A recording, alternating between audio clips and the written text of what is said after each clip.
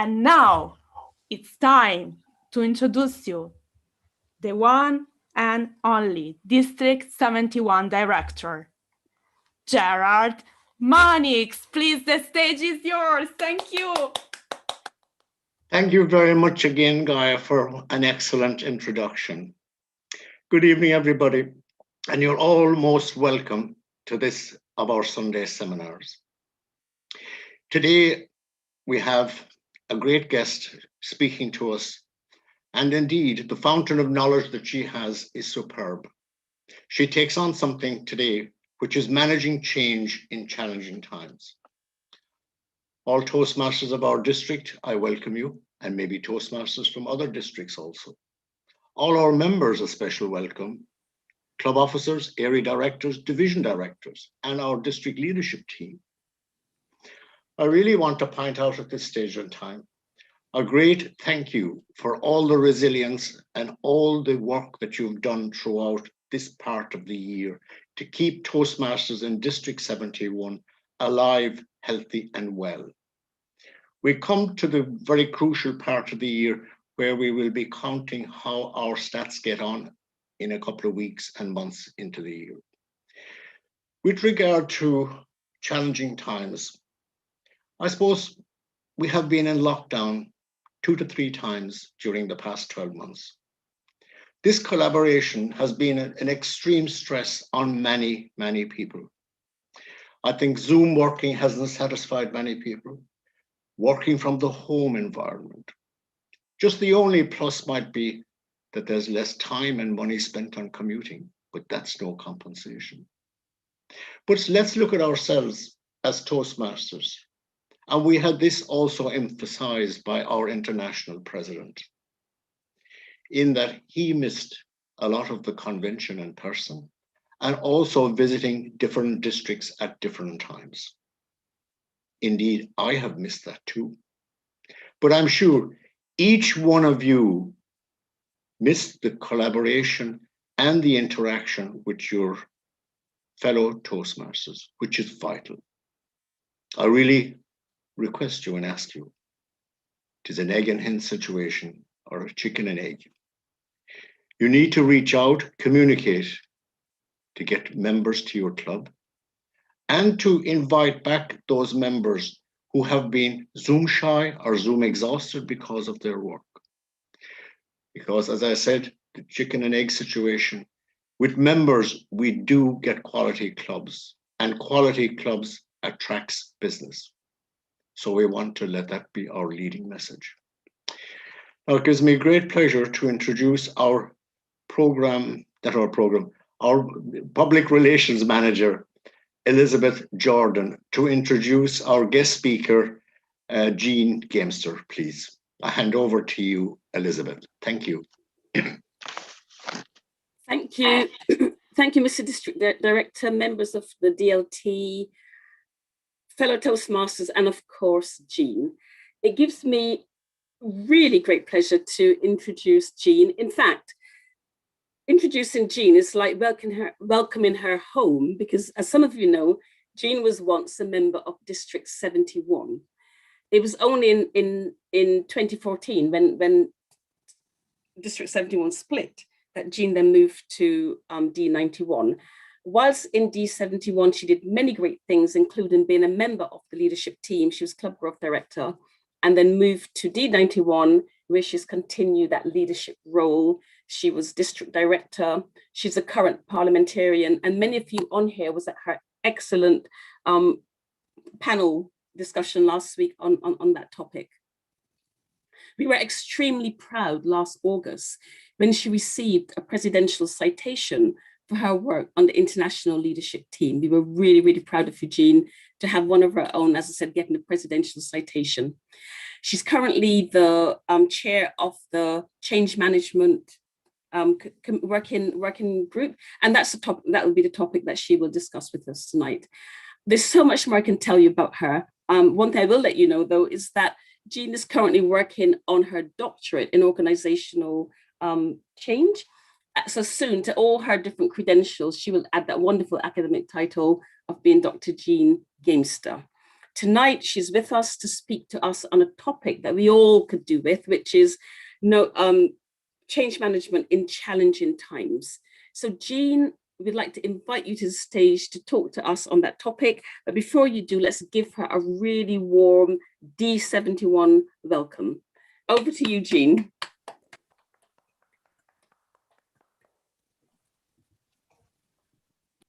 Hello there, District 71 and friends from all over the place.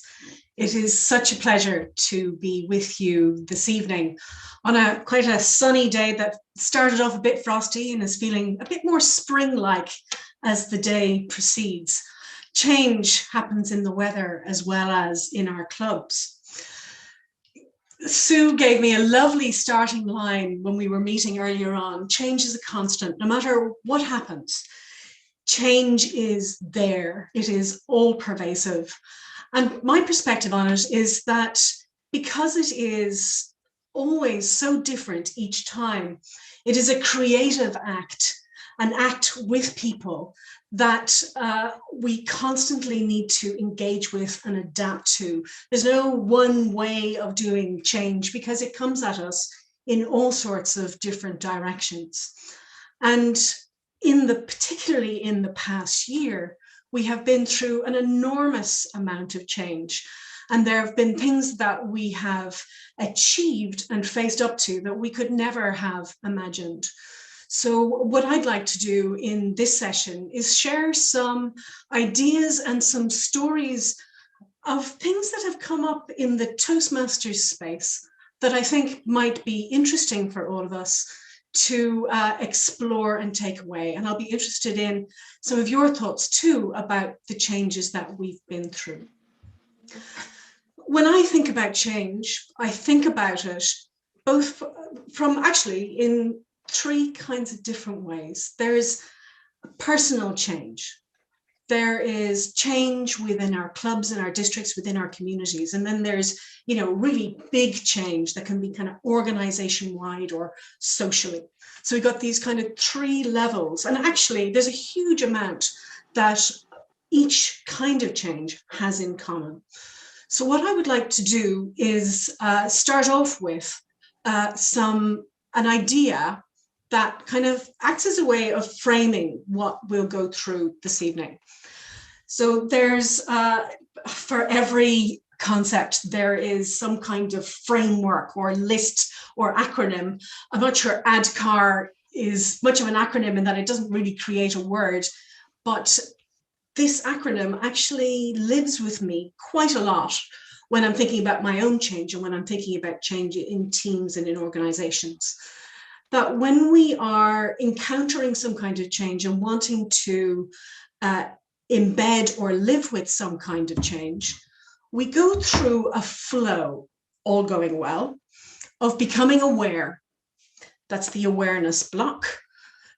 We hopefully go through a process of wanting the change, of desiring the change. In order for the change to work, we often need knowledge, some kind of understanding to work with whatever it is that the change entails. Knowledge is one thing, but the ability to do something and to work with the change is something altogether.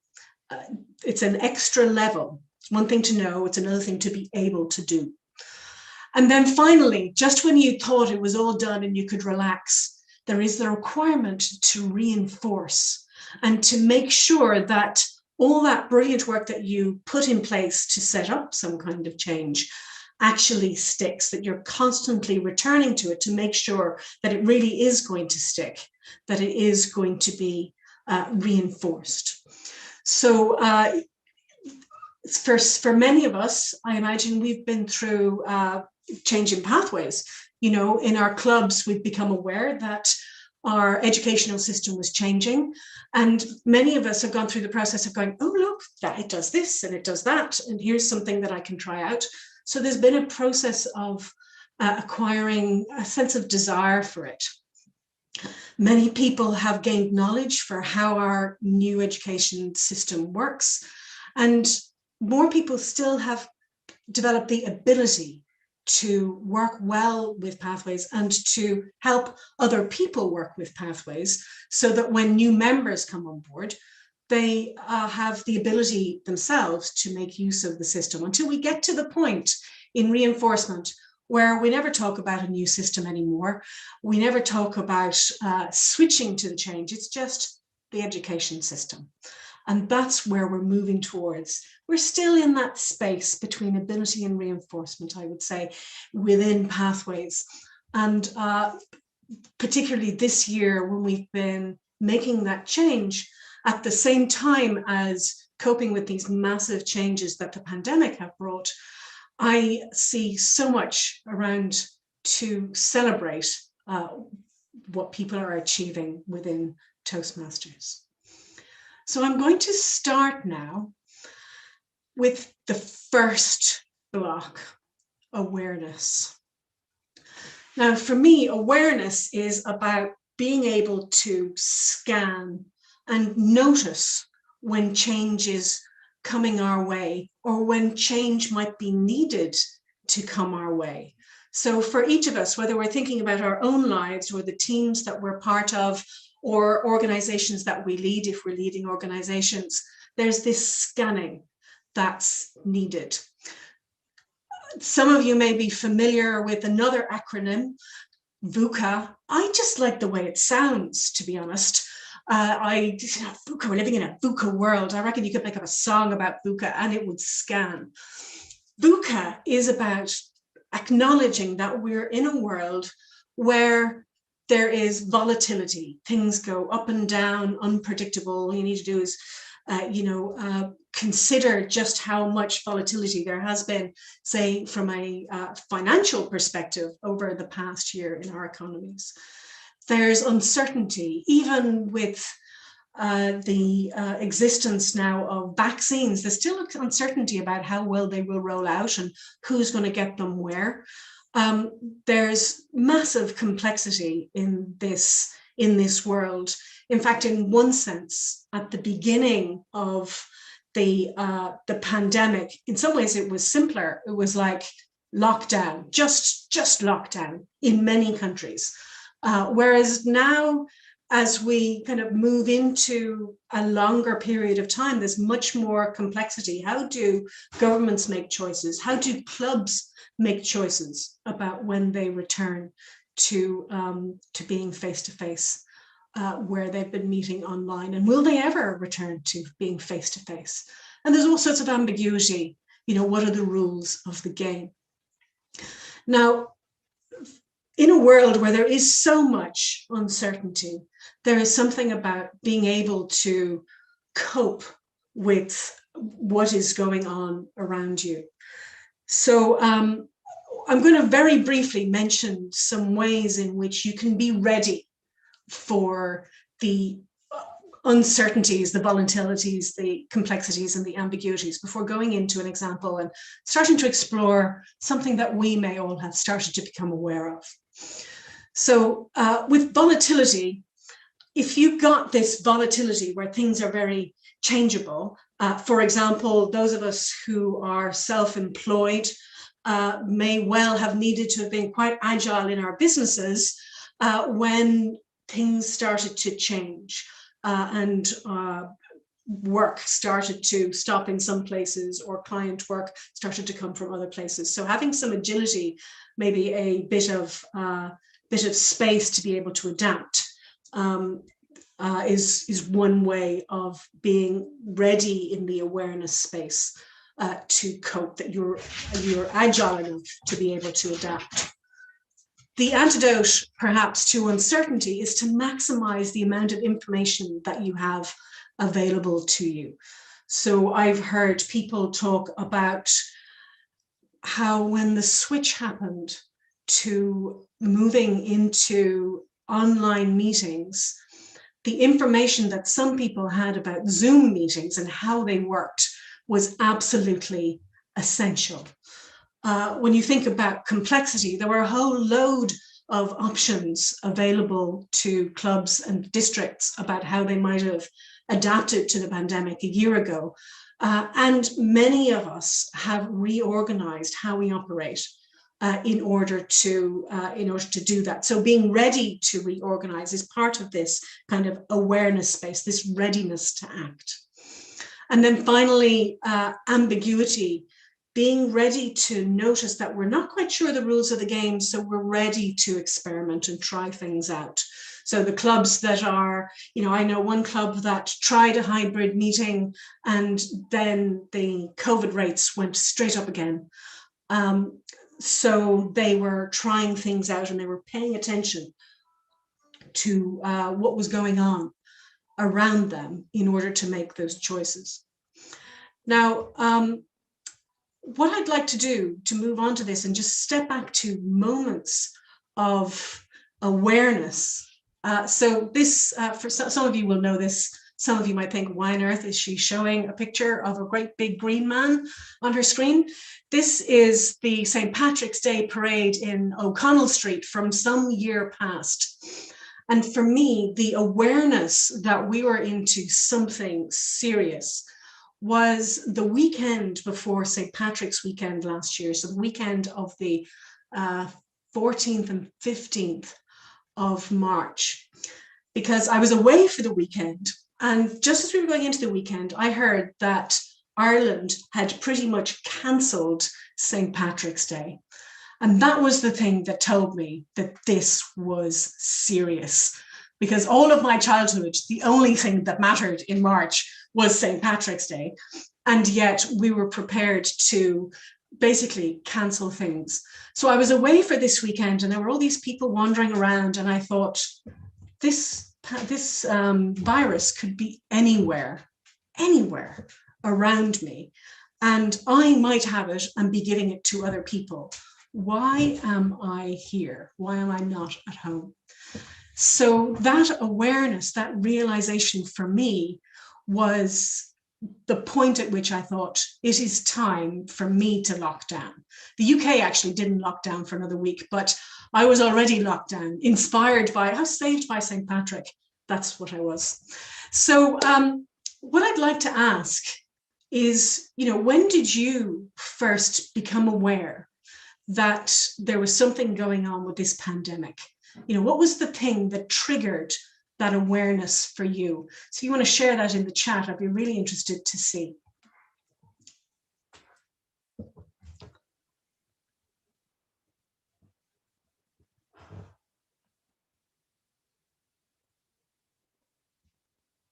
I can see typing. One of these days I'll learn how to present so that I'm still talking while I ask people to type. Excellent. Okay, being put on furlough. Yeah, absolutely. The pictures from Wuhan. Yeah, Antonio, thank you. Okay, yeah, a cancellation, something that you expected would happen, and yet this appointment was closed. When the hotel I worked in was closed, when the government warned us, asked by the boss if you had a laptop at home. Excellent. Cancelling club contests and watching Boris making announcements. Yeah, hand gels, absolutely. And when you couldn't buy any hand gel. So yeah, hearing it on the news when so many people were dying and seeing what was happening in Wuhan. Yeah, cancelling trips. So, what I'm seeing here is that, each of us will have had some trigger that made us super aware that change was coming, that something absolutely unprecedented was happening. And it landed for us in so many different ways. Prime Minister making announcements, kids coming home. Yeah, again, Wuhan, hand washing, scarcity of food. One of my awarenesses was watching TV and watching people pre-pandemic just hanging around close to each other. Where were their masks? Where was their distance? Suddenly my whole mindset had been changing. The whole toilet roll saga, schools closing. So we were in this space where so much was changing. And what's really, I think, important from a change perspective, clearly the pandemic came and it made itself really, really apparent to us that this was something that was, serious and was going to be around for quite a while. Being aware and constantly scanning, we can notice when changes are coming our way. I remember a leader back maybe in January, so it was after the news that things were changing in Wuhan. I remember a leader about January time talking about how if a pandemic came, that their organization was going to have to really adapt. And I remember a lot of people around that person kind of poo-pooing it. It's like, it's not very strategic, is it, for them thinking about some pandemic over in China? Actually, it was the most strategic thing they could have been doing, to be aware that this thing, if it came, could be absolutely huge. There's this concept in risk management where you consider the impact of a change and the probability of a change, and you consider those two things together. So back, a couple of years ago, if you had considered the probability and the impact of a pandemic together, you'd have said, well, it's going to be super impactful, but it's not going to happen, is it? So you probably wouldn't have taken any action at all. You probably wouldn't have even thought about it. That's the kind of thing that happens in science fiction. And yet now, when you bring the probability, like, 100% probability that we're in a pandemic, and the massive impact it has had, this massive impact all over the world in people's lives and in our communities, our organizations, and in almost every country. In fact, even the countries that haven't been impacted so much have been impacted by the actions that they've taken to prevent being impacted, should I say. So this first one, awareness, is really key. So now I'm going to move on to desire. Now, I've done some change work with Pat Johnson, who I was also in this workshop with last week that Elizabeth was talking about. And whenever Pat is talking about change and the desire for change, she is constantly talking about the why. Why do we want the change? Because it's not enough for any of us to decide, either for a personal change or for a bigger change, that there's going to be a change. We need to have the desire. I once had the desire, sufficient desire, should I say, to be really slim and super fit and to be able to, run really long distances. And that was great. I kind of lost the desire. So whatever intentions I had of being this super slim athlete person kind of drained away as I lost my interest, my desire in being that kind of person. So anybody who has made up a New Year's resolution on the 1st of January with some change they are aware that they want, they need to match it with the desire. Now, when we're delivering change within our teams or within organizations, there's a lot of talk about resistance. And a lot of talk about, what you do about resistance, how do you persuade people to go along with the change. And my perspective on resistance is that it's perfectly normal and natural for all of us to be a little bit suspicious of anything that brings along change. Because the chances are we're living quite nicely in our lives, thank you very much. Don't necessarily want any change. So there has to be a good reason for it. Now, there's this guy, Rick Maurer, who has this really interesting model around resistance. And there are kind of levels of resistance, some of which are really easy for us to cope with, and some of which are not very easy at all. So people not getting the change, what is it? What do you want to do? That's one level. That's kind of relatively easy to deal with, right? You just provide the information and hopefully the desire will blossom. Not liking it is another thing altogether. Some persuasion, the why is required there. Now, not trusting that change.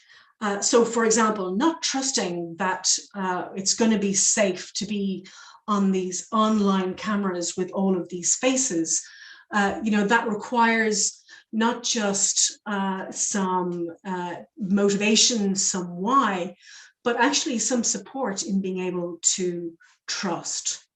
But the final one, the one that's really, really challenging, is if you want to make some kind of change happen and the people who are affected by that change don't trust you, that's a serious issue.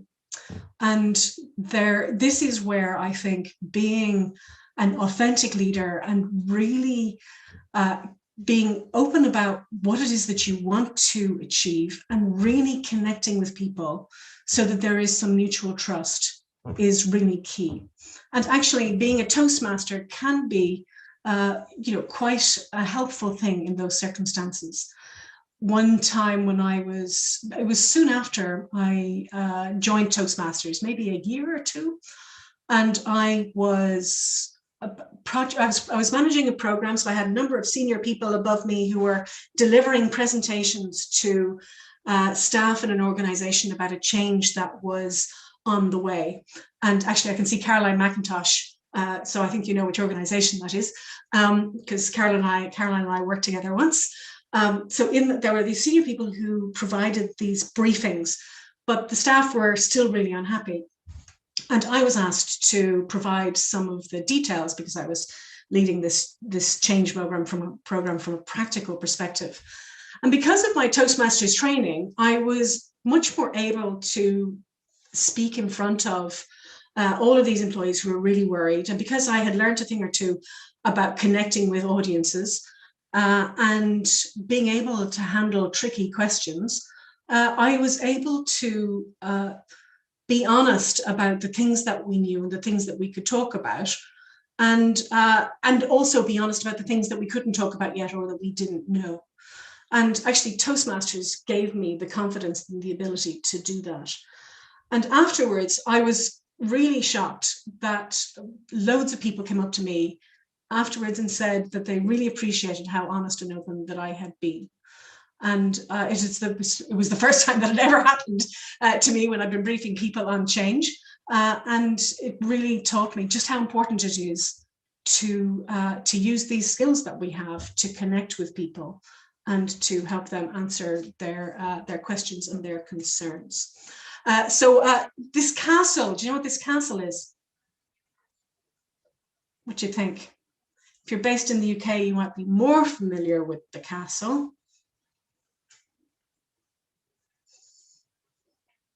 If you're in Ireland, you probably might have seen something about it on the news. Okay, I'm going to answer my own question. This is Barnard Castle. And I believe that Barnard Castle is part of the reason that we had such difficulty with people complying with the COVID rules. Because early on, my sense of it is that we knew that we had a responsibility to our families and to ourselves and to each other to really follow the rules, even though they were really inconvenient and they were a pain.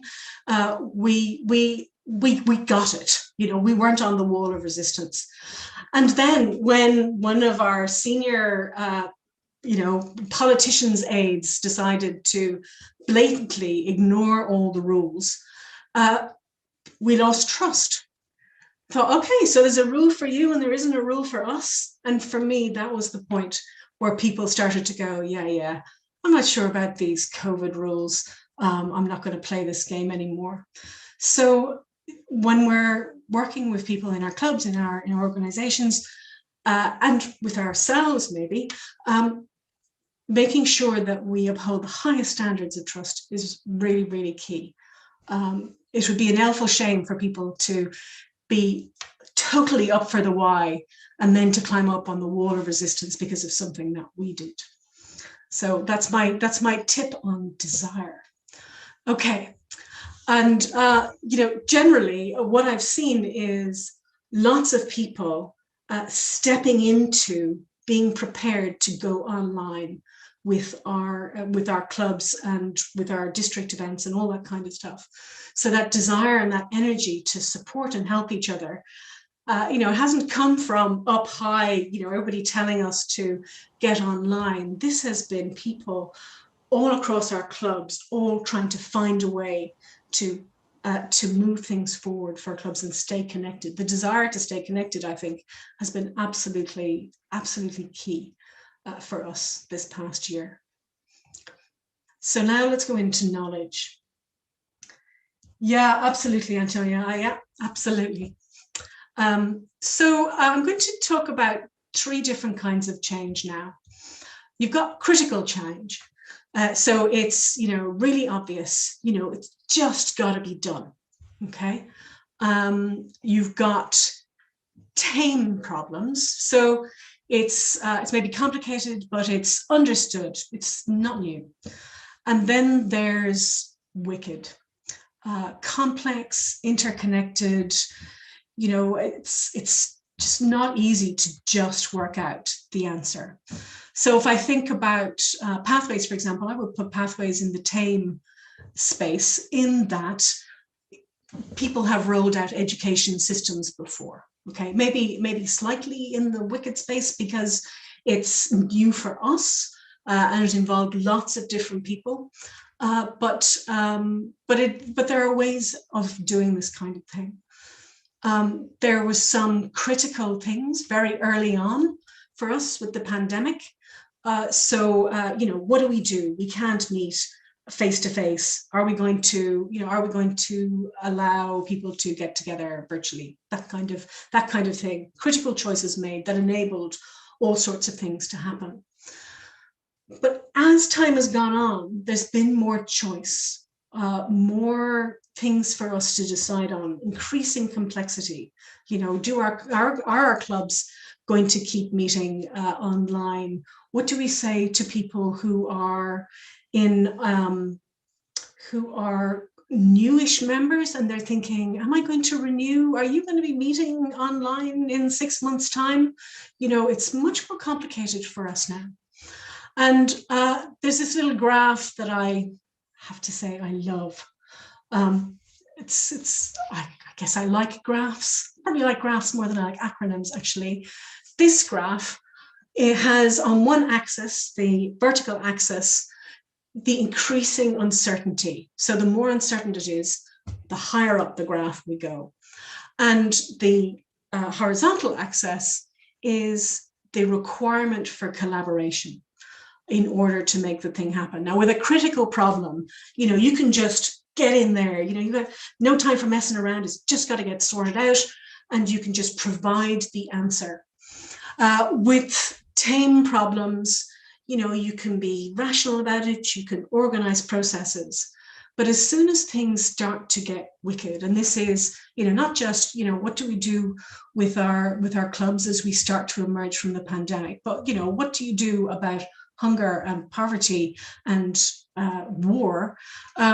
Now we're into the wicked space. Now we're into asking questions and listening actively to each other to try and bring lots of different perspectives and lots of different ideas together. So the reason I really, really like this is that it kind of gives a really solid rationale for why getting together to work through problems is really key. It's not that it's some nice, fluffy, collaborative, sweet, lovely thing to do. It's actually critical that we bring together these different perspectives. And, I think one of the things that I've seen is, these Zoom calls where, people have been trying to run conferences, people have been trying to work out how to work or be part of their clubs at the same time as, managing their homes and managing, working with family, trying to deal with the fact that the Zoom controls keep doing weird things to you. I have actually seen somebody upside down. It was quite funny. So, having the knowledge to handle this kind of thing and share this kind of thing is really, really key.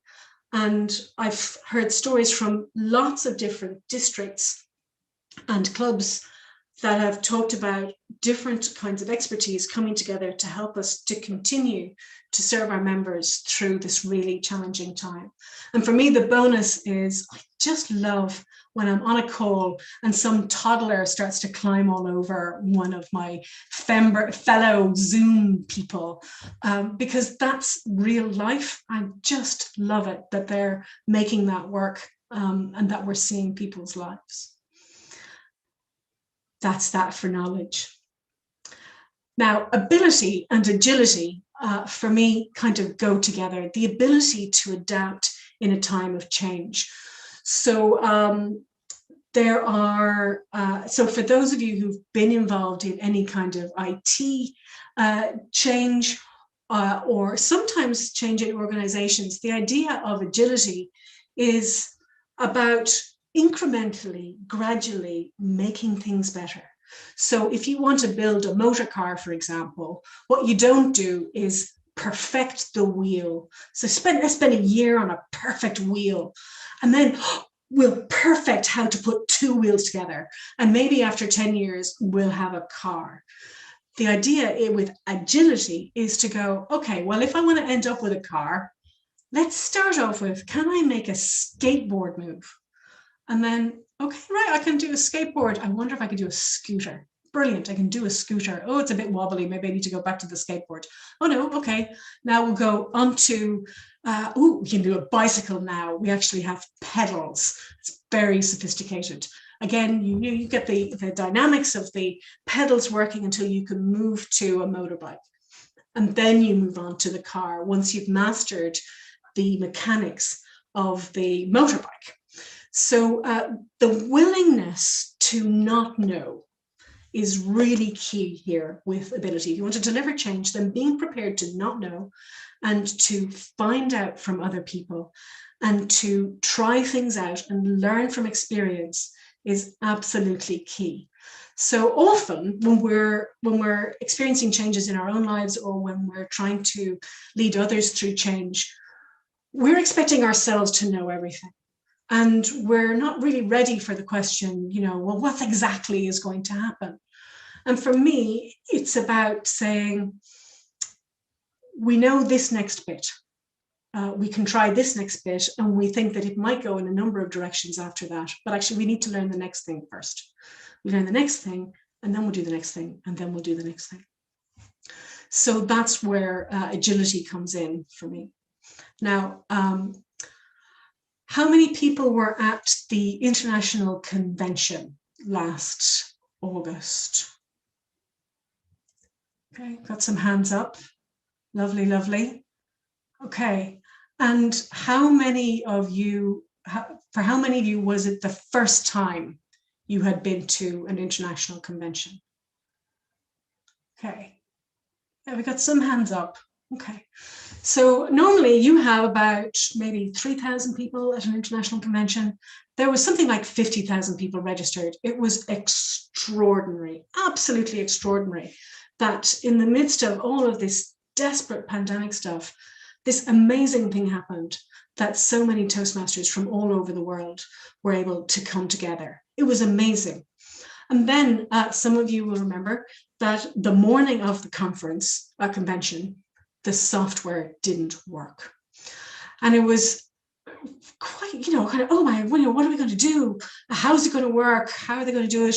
We're registered here. We can't do this and we can't do that. And what happened in the background was that the team, the supplier who was supposed to be hosting this thing, that they weren't able to make it work for whatever reason. So the team in headquarters managed to move everything onto our own website.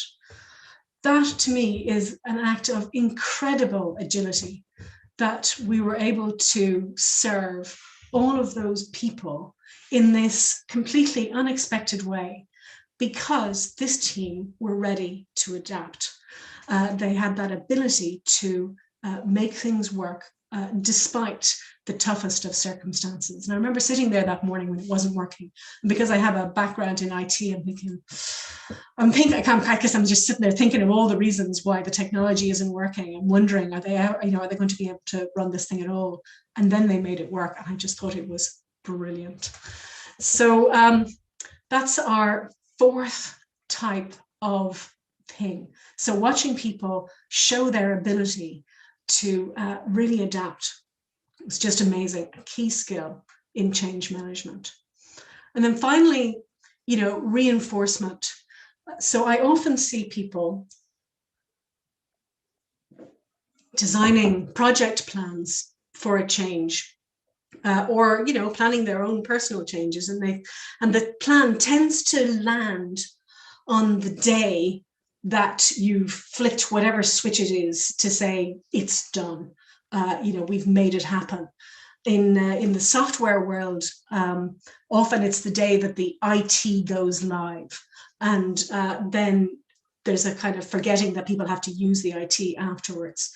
One of the things that really stands out to me was somebody who said to me once, Jean, software isn't live, it's only design up until the point that people are using it confidently.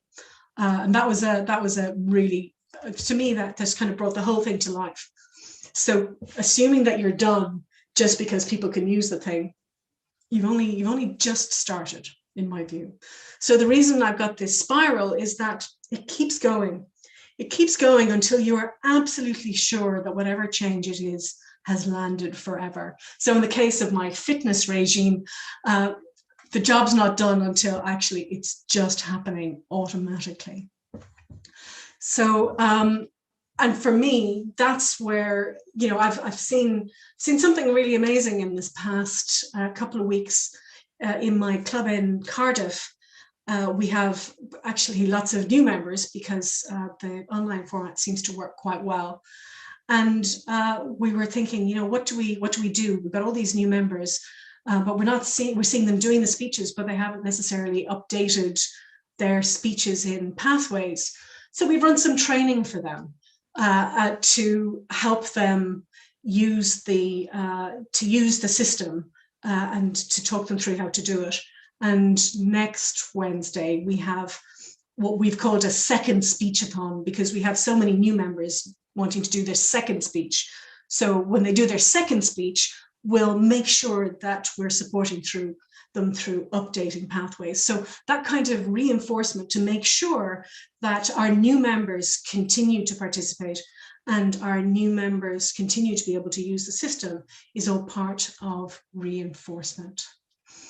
So ladies and gentlemen, there you go, the happy ADKAR system: awareness, desire, knowledge, ability, and reinforcement, which now takes me to the point where I hand over to Steve so he can take over the Q&A bit. Over to you, Steve. Thank you very much, Jean. Thank you for a fascinating presentation, fascinating bunch of tips and advice for all of us. I have received a bunch of questions as you've been talking, which is great. So first of all, thank you to you. And secondly, thank you to everyone who sent us a question that I now have the pleasure of putting to you. I will apologize in advance if we don't quite have time to go through all of the questions that we've received, because we do want to end on time. So Jean, I was fascinated by the ADKAR model. So as you've been speaking, I've been trying to group the questions into that model as well. Wow. And on the topic of awareness, you've said that it's important to continuously scan the environment, that it's important to be on the lookout for things. But one question I've got is, how do you balance that with actually doing things? Because we could spend all of our lives on Twitter, watching the news, talking to people, gathering other information. So do you have any tips on how to do that in a focused way to identify the things that are going to be relevant to a person? Well, I would say that part of it is about knowing what really matters to you. So if you're thinking about a club, then, you know, there's a million things that you could choose to be aware of. But you might decide that the thing that you want to constantly pay attention to is member satisfaction. And that if you're, say, running moments of truth sessions, then you're gathering information about, you know, how people are feeling, and you're noticing what's going on. So if you've prioritized that thing, then you have the opportunity to focus your attention on that. The other thing that I'm thinking of is, I mentioned within that talk about risk management, you know, knowing the things that might go wrong, or even the things that are brilliant opportunities, because change can also be about opportunities, not just solving problems. But if you've got things that are really high impact and really high probability in whatever combination, you can go, right, it's those things I want to watch out for, because I've understood the probabilities and the impacts around those things. Thank you. That's a very good point as well, about looking out for the risks of things, even if they're not things that we particularly want. And that actually does bring us onto the desire topic in a very nice way, because we had a question of, is there a differentiation in the way that you prepare for and respond to change that's desired or voluntary versus change that's enforced? I don't think many of us would have wanted our clubs to always be meeting online right now. Yeah. But yeah, do you have any thoughts on how to respond to those things? Yeah, so I would say that, you know, there are some changes that we're more naturally going to want to desire. So, you know, I desire somebody to walk up to me and say, Jean, you've won £1 million. I'm ready for the change. You know, you just let me know, and I'm in there. I'll adapt, I'll cope. But, you know, the pandemic, for example, is it's clearly an undesirable change. So it's about working out what you want, given that this has happened, you know. And what I've seen all over Toastmasters and all sorts of places, not just, you know, the UK and Ireland, is people who really wanted to keep meeting and keep connecting with people. And I think for a lot of people, the desire to connect, particularly when we can't be together, has been absolutely key. So it's about switching, you know, what do I want now, given that this has happened? I like that. Thank you. And I think that provides a very good perspective, because as you said, when change happens, when change gets enforced, it's not about your response to that change. It's your response to what that change means. What do you now want? Because there could be an element of it you do desire, as you said, that continuous need for connection. And that brings me to a question that actually Gerard asked is, do you have a perspective on the future of hybrid clubs within Toastmasters, being, you know, where we are now? So I would say that, so thinking about hybrid from a change management perspective, I think it comes back to that point about adaptability, you know. So if I'm thinking, you know, maybe I want us to go hybrid, it's kind of exploring, well, what does that mean? You know, what does that mean from a technology perspective? What does that mean in terms of who might want to be in the room and who is more likely to want to be online? It's about going, okay, well, if we go hybrid, will our old venue still work? Are we going to try out a session at our own venue?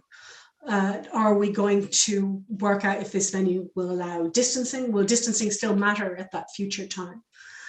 So I think for me, the key is to be prepared to say, let's try it out. Let's experiment if that's what we want to do. Some clubs might go, you know what, actually, forget that face-to-face stuff. This online stuff is brilliant. I don't have to go anywhere.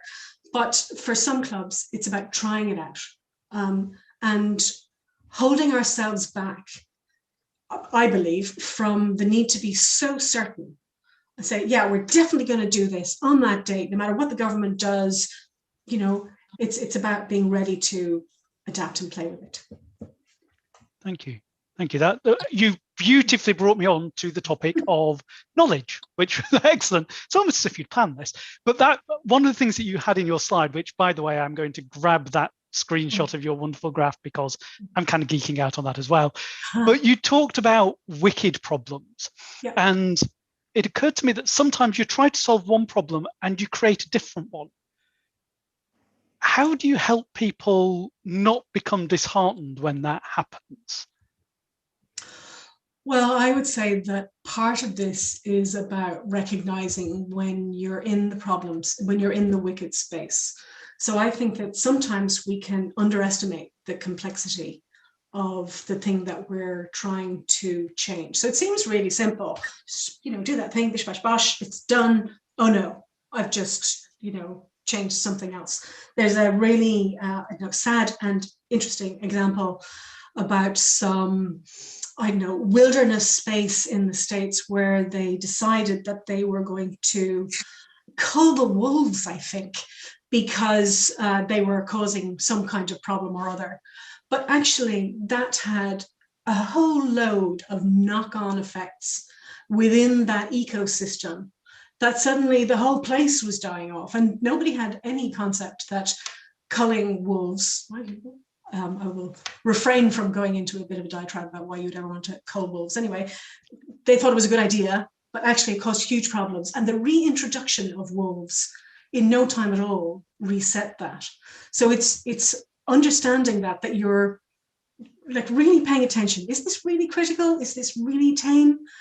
Because if you accept that you are in the wicked space, then you also accept that you're not necessarily going to have all the answers, and that you're going to need to bring in lots of voices and listen really hard to what's happening in response to your change and be ready to adapt. Thank you, Jean. And that the way you just described that, I think it highlights for me as well that everyone concerned needs to realize that it is that wicked problem. And maybe going back to this awareness thing, it's not just about an imposed change, it's understanding how we're adapting to it. Yeah. So we actually related to this, actually to do with wicked problems or complex problems. There's also the phrase of change fatigue. Like, I've just finished the last change and now I'm starting the new one. And now in your wonderful world of VUCA, we don't even finish the last change before we start the new one. So how do you help people adapt to that? How do you help people adapt to putting a lot of effort into doing one thing and then the environment's changed, so we now need to do something else again? Yeah.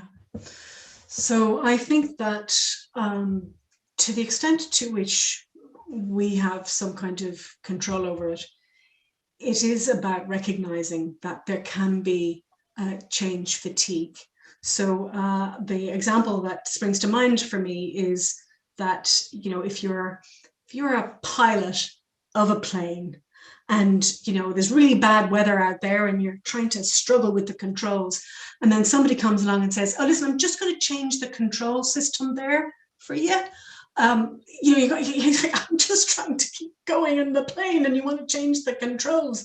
So there's something about for each of us, whether it's changing our personal lives or with our families or communities or clubs or whatever, to really pay attention to what is the impact going to be on the people who are affected.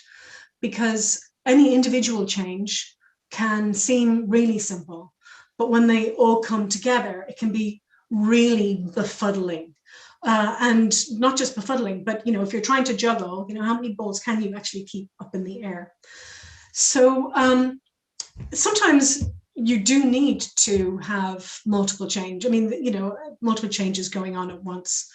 And I think there is something really important about self-compassion and compassion for each other, that as all of these things come through, that not everything is going to be perfect straight away.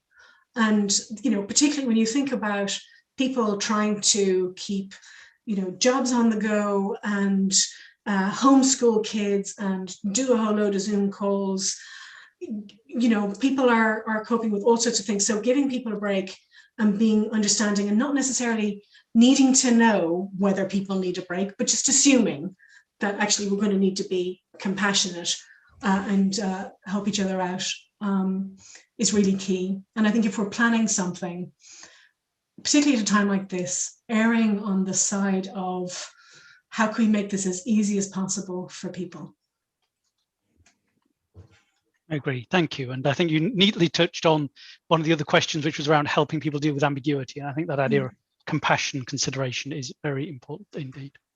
So I am very mindful of our time. I just saw the little red timer come up there. So I do have some more questions for you, Jean. I'd love to ask more of you, but I fear I now need to hand over to the next person. So thank you again, Jean. I very much look forward to your new album with the song about we're living in a VUCA world. And now I have the pleasure of handing over to Daniel Sanders. So Daniel.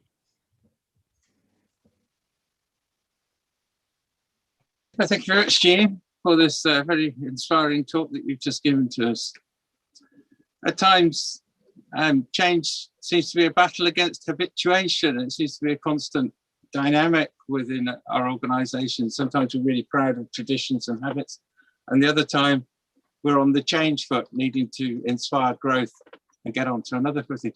And I myself, in particular, in the COVID crisis, have realised that that in a high change environment and the need to be adaptability, senior leaders can no longer rest on their experiences, and they have to learn and be reverse mentored from some of the younger, better connected people, and they have to bring that experience up to the top in a kind of a reverse fashion, and that creates quite a dynamic environment. But I believe it's in this brave experimentation, in this ability step, accumulating new knowledge and the ability to apply it, that we've been able to do some good new things in this district. We tried our first Toastmaster Leadership Institute across the district, first Winter Education Summit, and we've got more plans in store for our virtual conference.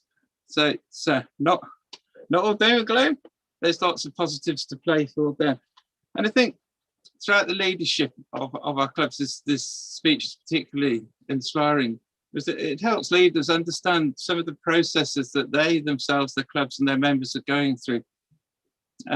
As these new members get on board, first with the Easy Speak, and then with Basecamp, and then with virtual meetings, and then with hybrid meetings, there's an awful lot of change processes to guide people through as a leader within our club. So this talk is really good material for those leaders to start to rationalize these processes and use these processes to support their club members. The ADKAR, the 5 key steps to navigating change. And I really did like someone's comment that why frame it as change when it's growth? And it is to a certain extent growth. It's about moving forward. It's not just change for arbitrary purposes. It's to get us to a bigger, better, stronger place, and to thrive in the environment in which we're in.